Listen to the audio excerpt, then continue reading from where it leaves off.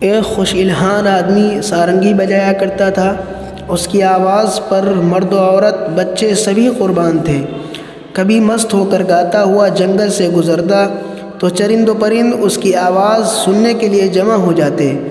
ان بھول بھلائیوں میں جب یہ عمر گزار بیٹھا اور بڑھاپے کے آثار نمودار ہو گئے تو آواز پیری کے سبب بھدی ہو گئی۔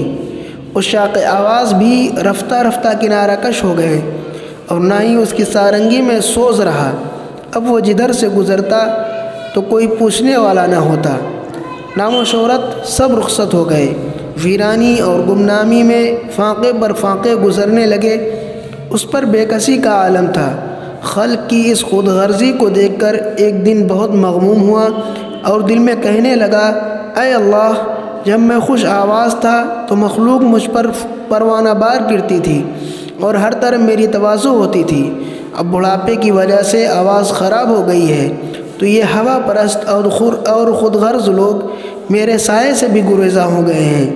ہائے، ایسی بے وفا مخلوق سے میں نے دل لگایا۔ یہ تعلق کس درجہ پرفریب تھا۔ کاش میں آپ کی طرف رجوع ہوا ہوتا، اپنے شب و روز تیری ہی یاد میں گزارتا اور تجھ ہی سے امیدیں وابستہ رکھتا تو آج یہ دن نہ دیکھتا۔ سارنگی بجانے والا دل ہی دل میں نادم ہو رہا تھا اور آنکھوں سے آنسو جاری تھے۔ اس نے کہا بھری اور خلق خدا سے منہ موڑ کر دیوانہ وار مدینہ منورہ کے قبرستان کی طرف روانہ ہو گیا اور ایک پرانے غار نما گڑھے میں جا بیٹھا۔ روتے ہوئے اس نے عرض کیا، اے اللہ، آج میں تیرا مہمان ہوں۔ ساری مخلوق نے مجھے چھوڑ دیا ہے تو اب بجز تیری بارگاہ کے میرے لیے کوئی پناہ گاہ نہیں۔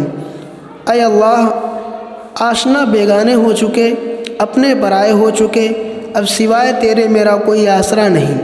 سارنگی بجانے والا اس طرح آہوزاری میں مشغول تھا اور اس کا دل خون کے آنسو رو رہا تھا۔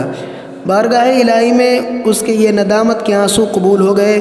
حضرت عمر رضی اللہ عنہ کو الہام ہوا کہ میرا فلاں بندہ جو اپنی خوش آوازی کے سبب زندگی بھر مخلوق میں مقبول و محبوب رہا اور اب بوجہ پیری آواز خراب ہو جانے سے ساری خلقت نے اسے چھوڑ دیا ہے، اس کی یہ ناکامی میری طرف رجوع کا سبب بن گئی ہے۔ اس کے پاس جا کر اس کی ضرورت کو پورا کریں۔ ہم نے اپنے فضل کو اس کے لیے خاص کر دیا ہے، اب اسے مخلوق کے سامنے ہاتھ پھیلانے کی ضرورت نہیں۔ حضرت عمر رضی اللہ عنہ فوراً اٹھے اور ضرورت کا سامان لے کر اس کی طرف چل دیے۔ قبرستان کے نزدیک شکستہ غار نما گڑھے میں ایک بزرگ انہیں سوئے ہوئے نظر آئے، جن کا چہرہ اور داڑھی آنسوؤں سے تر تھی۔ حضرت عمر رضی اللہ عنہ اس غار کہنہ کے سامنے کھڑے ہو گئے تاکہ بزرگ بیدار ہوں تو ان سے ملاقات کروں۔ اسی اثنا میں حضرت عمر رضی اللہ عنہ کو چھینک آ گئی جس سے ان کی آنکھ کھل گئی۔ خلیفۃ المسلمین رضی اللہ عنہ کو دیکھ کر غلبہ ہیبت سے وہ کانپنے لگے۔ حضرت عمر رضی اللہ عنہ نے جب دیکھا کہ بزرگ لرزہ بر اندام ہیں تو ارشاد فرمایا کہ خوف مت کرو، میں تمہارے رب کی طرف سے تمہارے لیے بہت بڑی خوشخبری لایا ہوں۔ سارنگی والے کو جب آپ رضی اللہ عنہ کی زبان مبارک سے حق تعالیٰ کے الطاف و عنایات کا علم ہوا تو اس مشاہدہ رحمت الہی سے اس پر شکر و ندامت کا حال طاری ہو گیا۔ اپنے ہاتھ کو ندامت سے چبانے لگا اور اپنے اوپر غصہ ہونے لگا۔ اپنی غفلت اور حق تعالیٰ کی رحمت کا خیال کر کے ایک چیخ ماری اور کہا، اے میرے آقائے بے نظیر، میں اپنی نالائقی اور غفلت کے باوجود آپ کی رحمت بے مثال کو دیکھ کر مارے شرم کے پانی پانی ہو رہا ہوں۔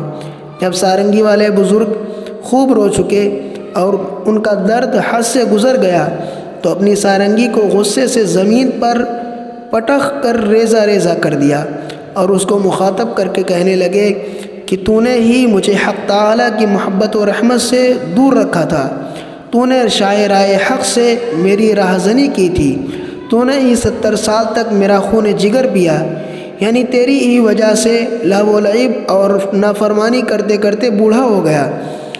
اس مرد پیر کی گریزاری اور آہ و بکا سے حضرت عمر رضی اللہ عنہ کی آنکھیں بھی اشکبار ہو گئیں۔ آپ رضی اللہ عنہ نے فرمایا کہ اے شخص، تیری یہ گریزاری اب تیرے قلب و باطن کی صفائی کی دلیل ہے۔ تیری جان اب حق تعالیٰ کے قرب سے زندہ اور روشن ہو گئی ہے۔ اللہ عز و جل کے حضور گنہگار کے آنسوؤں کی بڑی قدر و قیمت ہے۔ حق تعالیٰ گنہگار بندوں کے ندامت کے نکلے ہوئے ایک آنسو کو شہید کے قطرے خون کے ہم وزن رکھتے ہیں۔ حضرت عمر رضی اللہ عنہ کی صحبت مبارکہ کے فیض سے اسے نئی زندگی ملی اور ندامت کے آنسوؤں کے سبب اللہ تعالیٰ نے اس پر اپنا فضل فرما دیا۔ درس اس حکایت سے ہم کو یہ ملتا ہے کہ اپنی غلطیوں اور گناہوں پر نادم ہو کر تائب ہونے سے اللہ کریم معاف فرما دیتے ہیں۔ نیز اللہ تعالیٰ کے ہاں گنہگار کے آنسوؤں کی بڑی قدر و قیمت ہے۔